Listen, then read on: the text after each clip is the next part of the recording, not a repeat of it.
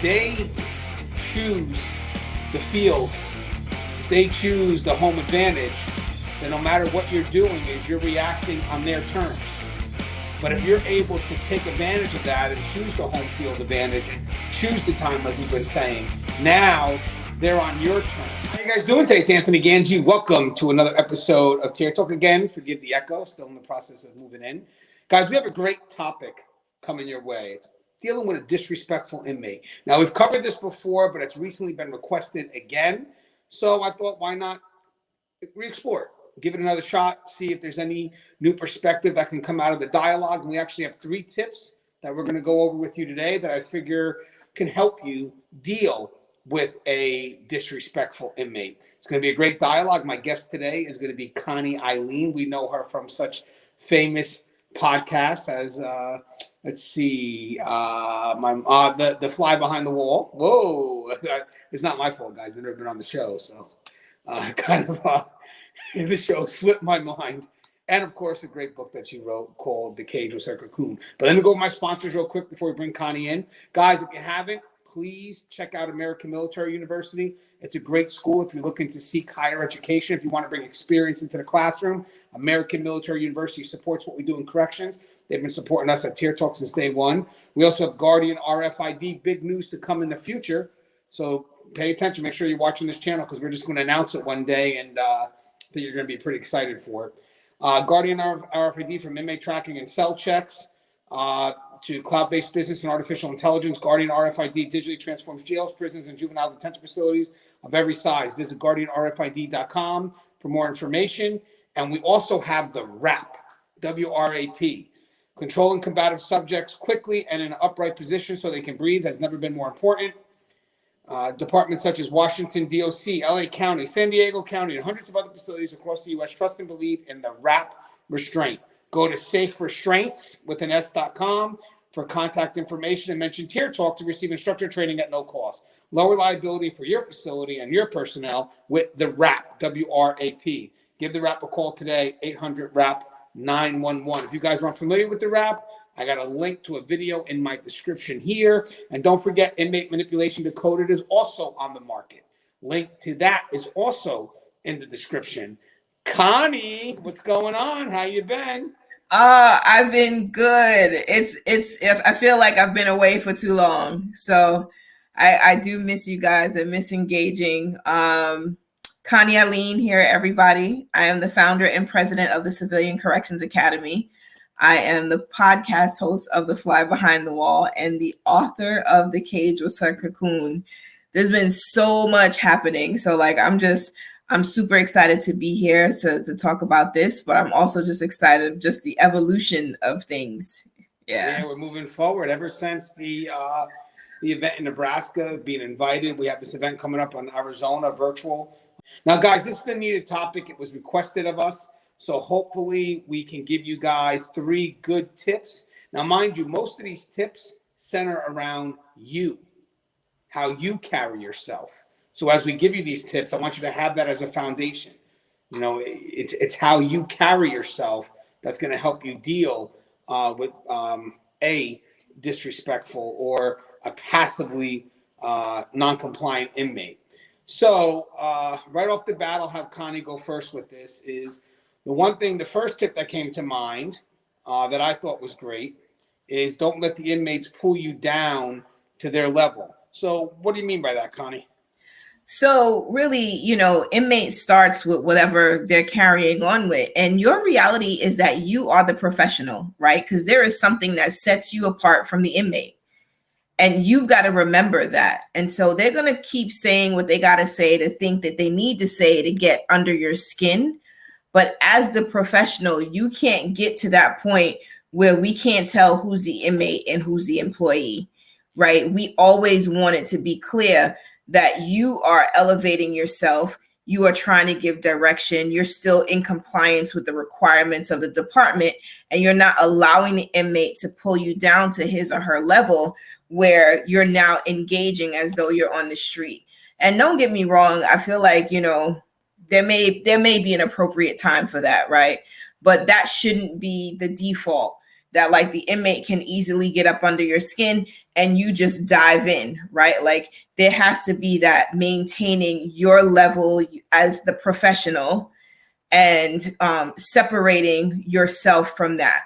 And just always just bear in mind that like the intention that they have is to get under your skin, right? So when we talk about self-discipline and self-control, like it's all there, right? And in those moments where you feel the heat, right? Because sometimes they say some slick stuff and you want to like kind of jab, right? But those are the moments where you still have the control and you could literally just walk away, right? So I'm not going to go any further because, you know, Anthony's got some more tips and all of this kind of does connect to each other. But like, it's just bearing in mind that ultimately, as the professional, you're the one with the leverage and you're the one with the control. Yeah, actually, I was just going to say that some of these tips may bleed into each other, but that's just, it's all about how you deal with yourself first, having that control. One thing I know is when you're going back and forth with the inmate, you know, are you leading by emotion? And if you're leading by emotion, then you're not thinking clearly. You're removing yourself from the outcome of what it is that you're trying to accomplish. So I was reading a book recently about dealing with critical conversations. And there's two things with every conversation. One is the content, and then one is the conditions. So sometimes we have to remove ourselves from the content and look at what's happening around us, the conditions. Are we losing control? Are we adding more to the fire and therefore getting further and further away from the outcome that is what we want to try to get to? So the key is, I think when you have those interactions with the inmate, and let's say the inmate does become a bit disrespectful, sometimes taking that professional composure the whole way through does show a lot about you, and the inmates do pick up on that. Because like Connie said, the inmate could be pushing your buttons. They want you to explode, but you're not giving them that chance. And anything, you're still, you know, more, you know, dealing with that order, trying to get that order out there, and you haven't budged and kind of went into that emotional setting of, you know, now I'm starting to lose control. Because at that point, the inmates need to see somebody that's in control at all times. You know, this doesn't mean that you're allowing it to happen. There's always a time and place, and we'll get to that. But for the most part, when an inmate's coming at you sideways, again, it's not in your best interest to go back at them sideways. You know, this isn't, like Connie said before, this isn't competition. This isn't a win-loss. I have an outcome that has to get done. And it's not related to me winning the battle or losing the battle. It's more of, I have a directive that has to get out there, and that's what my focus is. I don't want to shift my focus from the directive I want out there to the point is I'm looking to win an argument, because in the end, when the argument's done, I look like I'm winning, I walk away, but the directive, you know, has been kind of ignored because we have gone tit for tat, and now we're just attacking each other personally as opposed to getting the job done. So now it shifts from the objective that I wanted done to, oh, I'm going to win this argument and I'm going to start coming back at them. And it's just, again, I think the best advice that was ever given to me on that is remove yourself from the content and look at the conditions. You know, if you're now kind of aiding into that, you know, and building the fire as opposed to putting the fire out, then you yourself are not doing what needs to be done. So again, this is a hard thing to do. It's not easy, because a lot of us feel that if we give ground at that moment, we're giving up our level of control or authority. And I don't see it that way. I believe that if you're going back and forth with the inmate, you're losing control of yourself, which means if you're losing control of yourself, you can't be expected to control others. And we'll get to that. But Connie, wanted to mention before we get into the next tip is you did talk about competition, you know, and that would kind of leads people into that tit for tat. So when you have the inmate that's disrespectful, do you think a lot of people do shift into the win-loss mindset? So I think that happens. I think, you know, it's almost like I'm going to show you, right? I'm going to one up you. Like your position is already one up, right? Like there is no competition. We don't have to show who's got the most authority, who's the biggest boss. Like engaging at that level really does diminish or undermine your authority, if anything at all, because we're not at a point where I got to win, you're going to lose. They're losing already, right? Like we don't need to sort of fight those foregone conclusions. this is the state of the existence, is that they've already lost. They are there, they're locked up, you're not, right? Like ultimately your role has given you the power that you need to control this interaction. And that doesn't mean that we got to show who's bigger, who's badder, who's the boss. And I get it. There's all the other prison politics that goes on, right? And maybe somebody's testing you, right? But in order for the game to be played, you got to be engaged. And that's just a reality. If they can get you engaged, they've already won and you haven't. Yeah, I think that's the key of the engaged part. You know, again, pulling you in to a world that now they have control of. Mind you, when you're dealing with them, you're trying to pull them into your world. Your world is professionalism, and these are my directives, get it done. Now, when you start going to tit for tat, because this inmate could be, disrespectful and attacking you on a personal level, now if you kind of feed into that, you're now entering their world, going down their rabbit hole. And again, you start to lose that level of control because you're kind of leading by emotion as opposed to logic. So that's definitely a great tip. And again, I know there may be some people that may argue that if you sit there passively, you're giving the perception of control over to the inmate. I disagree. I think that if you remain professional, the inmates start to get tired out. You know what I mean? Again, we always have other options. But for the meantime right now is maintain that level of professionalism during the rockiest of times. I know it's one of the hardest things that have to be done, but it has to be done. It really has to be done. The other tip, and I'll start off on this one, is control yourself, control the environment, control the inmates. So like Connie said, kind of the things bleed into each other. So again, you can't expect to control the inmate if you at first don't control yourself and control the environment, the timing, the place. So if I'm having a negative interaction with an inmate, I don't think it's in my best interest to now address that inmate in front of all their peers. You got to realize something. I'm going to want that inmate to do something that the peers may not want that inmate to do. So the environment is not conducive for me to go ahead and push what it is that I'm trying to get across. So therefore, one thing is I'm not going to react emotionally to what the inmate's saying. Second thing is I'm going to take a look at the environment. Is this ideal for me to even address the inmate? Again, sometimes it's good to step back and really kind of understand what's going on around you. We talked about the conditions and then coming up with a better plan. And sometimes that plan literally is about the timing, the place. I mean, I've seen officers have concerns with inmates in the middle of an active yard. Again, nothing in the environment is conducive to you getting that out, what you need to get out, and having that inmate respect what needs to be said. Because, again, all the inmates around them are probably pushing that inmate to just step a little bit further. So when the inmate starts looking to the left and right and they see the other inmates supporting that negative behavior, they're going to continue to do so. So the best way that you can get control of that inmate outside of controlling yourself is controlling that environment and taking that inmate away from the environment that pushes for that negative interaction, which sometimes means, maybe having a little sidebar with the inmate a little bit later on under your control, your place, your time. And if need be, you can have even support staff with you when you're talking to that inmate to let the inmate know this is what's expected of them. And sometimes you find out you have a totally different inmate. But again, you're controlling yourself, controlling the environment, and that gives you a lot more chances to get a better control of the inmate that it is that you're dealing with. What's your thoughts on that, Connie? Control yourself, control the environment, control the inmate.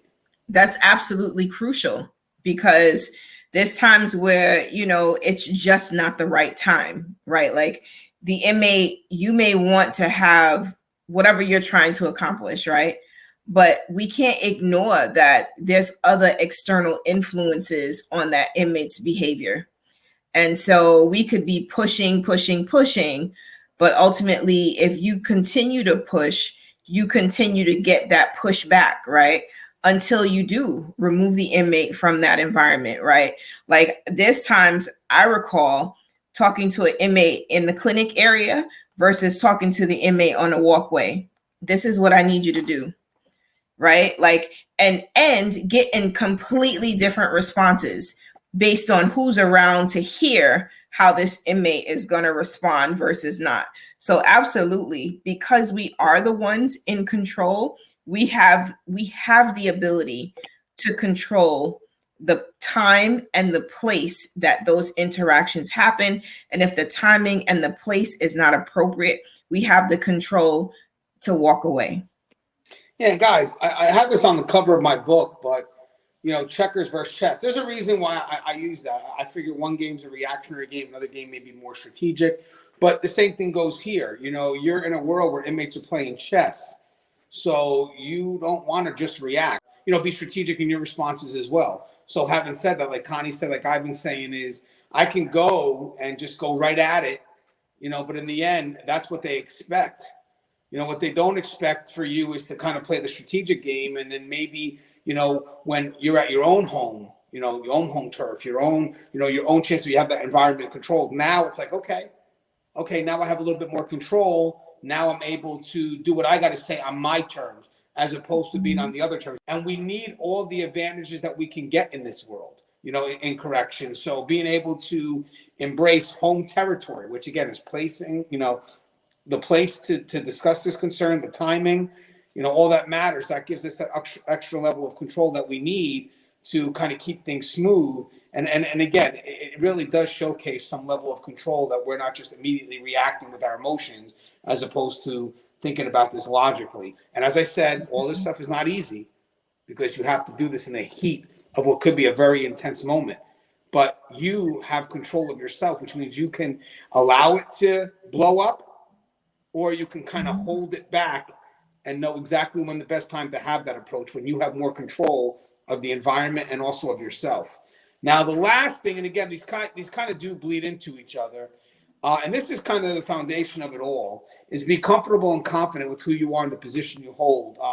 This was something that I totally agree with. Connie mentioned it before, but this is kind of like the foundation of everything we're saying. That if I would have started with this, we wouldn't have the two other tips, because this all kind of just bleeds. It's true. This kind of just is the foundation for the other two tips. But with that said, when you're put in this position, you really have to be able to be comfortable with yourself, because if you're not, the inmates are going to see that and they're going to attack it. And you also have to be confident with your job and the position of authority that you hold, which means that, remember, some of the times when they're attacking you, you may look at it as not even just a personal attack, but they're attacking your position of authority. Guys, you don't want to just give that away either, and you could give that away by just going tit for tat. That's something that you protect, which means that maybe, okay, you know what, we're going to take this up a little later, not now. But at all times, the key is that you're able to walk away at a moment without giving up that authority. And what I mean by that is giving up that authority is when you start giving up that level of control that you need to have over yourself to control others. But Connie, what's your thoughts on being comfortable and confident with who you are and the position you hold? So, I mean, I think that comfort and that confidence means that you're not walking around feeling you got to prove yourself. You don't got to prove yourself to nobody. You're there because you're supposed to be there. You earned your space, your spot, however you want to look at it. That is your place of employment.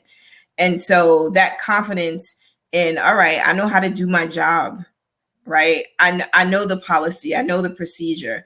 So this inmate's trying to pull you into their space, down to their level, right?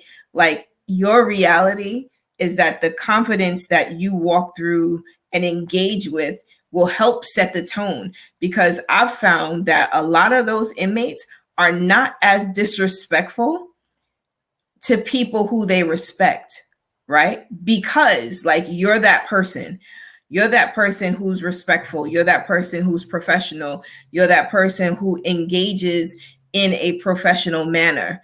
And so you most likely may not even have that experience, right? But I feel that it is when you're not confident that they feel that I can say whatever I want.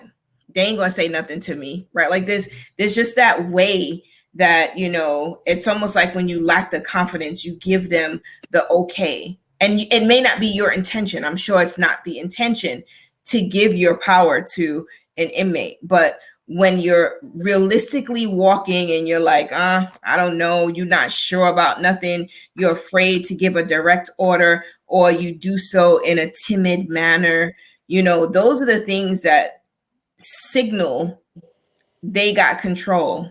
And so it's easy to be disrespectful to that person who's not confident, who's not comfortable in their space, as opposed to that person who's going to straighten them up immediately. Yeah, I like what you're saying here too, Connie, because when you're dealing with a disrespectful inmate, it is really an exchange of control. So how you react can help you maintain that control and not make sure that you're giving it over to the inmate population. So I think a big part of this dialogue that we're saying is how to maintain that control, even when you're dealing with those disrespectful inmates and they're trying to get you to get emotional, with whatever it is that they're trying to attack. And being confident is key, because if you're confident, then the inmates start to realize, hey, this ain't going to work. There's nothing we could do that's going to shake this person's foundation. Now, there are some people that will quickly say that they'll write up the inmate for every time they disrespect the guy. Should be writing up all day, and then you're who's really running the unit? Well, the rule books, policy and procedure, and your supervisor. At some point, you're going to have those one-on-ones. You're going to have that dialogue that sets the tone for you, and not because it's the policy that says it, or not because it's the supervisor that says it. It's because you say it. So those one-on-one dialogues in a more controlled setting matters. I mean, sometimes you're going to have an inmate that's going to be hot-headed for a moment. Maybe you give them that moment. All right, but I'm going to still talk to the inmate later on and have that one-on-one, because I still want that inmate to know what to expect from me. So I'm not going to call anybody else, because it's not about what they expect from everybody else. Because again, if I'm relying on everybody else, how does that make me look? Want them to always say about the external, right? Like you cannot lean on the external. That's a great.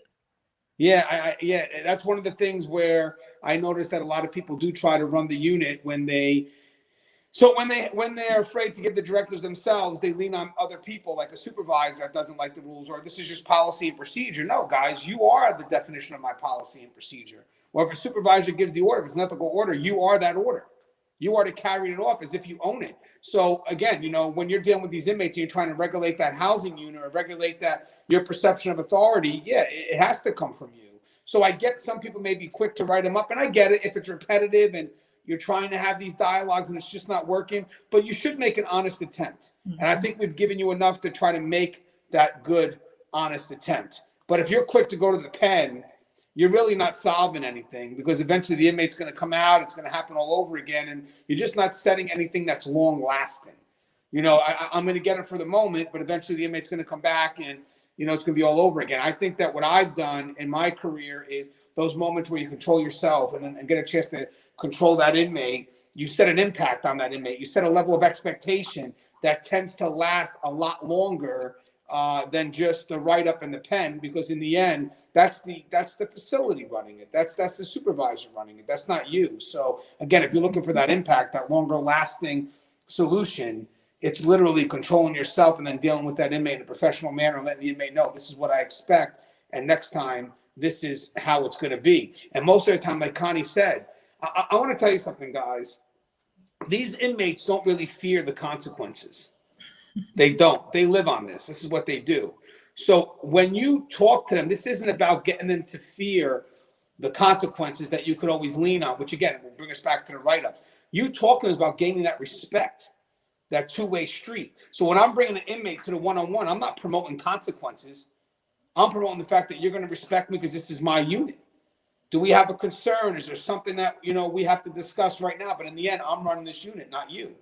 So I'm going to give you a chance right now to say whatever the concern is and be on your way with it. But this is really about getting the respect, And again, I will tell you one thing. After that private dialogue, the behavior of the inmate will change. And I do believe that that change of behavior will also be seen by the other inmates, just not in the moment when it's happening, when they're surrounded by that negative push. I think when you have that one-on-one, the inmate will then go back and just say, guys, this really isn't worth it, whatever, going back and forth. And then eventually when you're dealing with that inmate, even in the open setting, there's that respect. And hopefully, nothing's 100%, but hopefully it changes that dynamic between you and that inmate. And you kind of just passes the past now and we get to move forward, hopefully having a better working relationship. But Connie, what's your thoughts on, before we go to close, any final thoughts? I really just think it just all comes back to timing, right? As the professional, you're the one in control of the situation. And, it's all about timing. Is it the right time to have this exchange? Is it the right place? Are the right people around? Are the wrong people around? right? And so I think as we consider the timing and how we engage and how we respond to the population, that it really will make a difference in the outcomes. Yeah, I think that's the key. I think again, having that control of yourself, controlling the environment, controlling the inmate, but like Connie said, also knowing exactly what it is that you want when you're having that dialogue. Don't set yourself away from the outcome. The outcome is not competition. It's not win-loss. Is in the end, sometimes we get so caught up in emotion that we forget that the outcome is, I want to get this directive done. And now we've gone through these personal attacks, and I'm walking away think I won, but the directive wasn't done. I just maybe won an argument because my yo mama joke was better than his yo mama joke. I mean, whatever it is, you get the point. But Oh, hey, Connie, anything you'd like to say before closing? I would like to just say, listen, don't get involved. Don't engage. These inmates, like, this is what they do, right? They push our buttons. They try to get us caught up. And then next thing you know, they're complaining about you, right? Like, if it's serious enough and it really is something that matters, the right way to go about it. Having a back and forth with an inmate isn't the right way, right? Like, and honestly, you have control over you, and maintaining your professionalism in these times where things could get really heated is really what you want to make sure that you do, because those are the things that not only save your career, but they also really set the example for the population. They learn to expect this is how we get dealt with this person. And I think that's the key of the dialogue. It's setting that level of expectation. Now, Connie, before we come to a close, I'd like to ask one personal question. We're doing that in each episode now. If you could recommend only one book for our audience to read, okay, outside of Inmate Manipulation Decoded, outside of The Cages or Cocoon, outside of anybody that we know, I forgot about that, guys. I should have thought of a movie instead. Yeah. Oh my God. Wait, first off, let me recommend. Of course, I would recommend The Cages or Cocoon, and I would also recommend Inmate Manipulation Decoded. But if you could recommend any book that had the biggest impact on you, one book, what would you recommend for the readers to read? I would recommend Who Moved My Cheese. It is a great book. It is a small book, maybe 60, 70 pages, but it is one of those books that really keeps you on your toes. So, it starts out these mice, right? And they kind of just move the cheese, right? One mice keeps his running shoes on, and the other mouse actually takes his shoes off because every time he goes to this one spot, the cheese is always there. And really what it talks about is, instead of you getting so comfortable and complacent, right, because you expect that your cheese is always going to be there, you have your running shoes on so that you're always prepared for change. And so it is just an awesome read. It's an easy read, but the lessons that it taught me early on in life are like invaluable. Love it. Now I'm going to have to read it. I'm reading now How to Win Friends and Influence People, an older book from like the 1930s, but it's Dale Carnegie, and it's he kind of started the self-help movement. So I'm kind of looking at ways that book could be used against us, because I saw that book in an inmate's possession. Ooh. So now I have to read the book. But as always, guys, the show is tiered. If you haven't, please subscribe, interact, engage, comment, hit that bell. Bell's going to notify you every time I post my video. Stay safe.